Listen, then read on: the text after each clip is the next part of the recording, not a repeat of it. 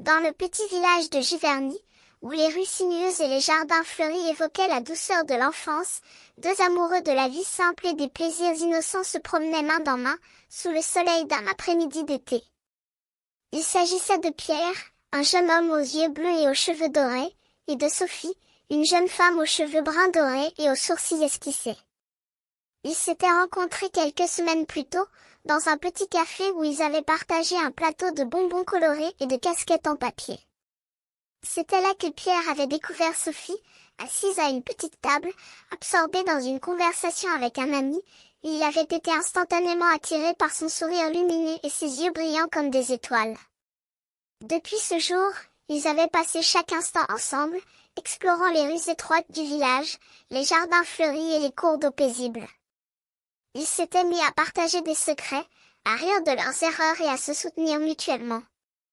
Et aujourd'hui, c'était leur dernière promenade avant de partir pour une nouvelle destination, où ils allaient découvrir de nouvelles villes, de nouvelles cultures et de nouvelles histoires.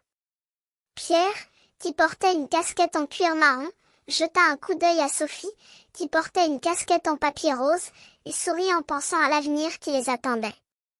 Sophie, qui avait un chaton gris au bout d'une laisse, s'esquissa un sourire en réponse, et les deux amoureux se mirent à marcher plus vite, comme s'ils n'avaient pas d'autre souci que de s'amuser et de se promener ensemble. Au bout d'un moment, Pierre s'arrêta et se tourna vers Sophie, les yeux brillants de joie. Il sortit de sa poche un petit paquet de bonbons colorés et les lui offrit, avec un sourire. Sophie accepta les bonbons avec gratitude, et ils s'assirent sur un banc, à l'ombre d'un grand arbre, pour goûter les saveurs sucrées et partager des mots doux. C'était un moment magique, où le temps s'arrêtait et où les deux amoureux se sentaient comme si le monde leur appartenait. Ils savaient que leur amour était encore jeune, mais ils sentaient que c'était pour durer, que c'était pour grandir ensemble, comme les arbres et les jardins de Giverny qui se développaient lentement mais sûrement.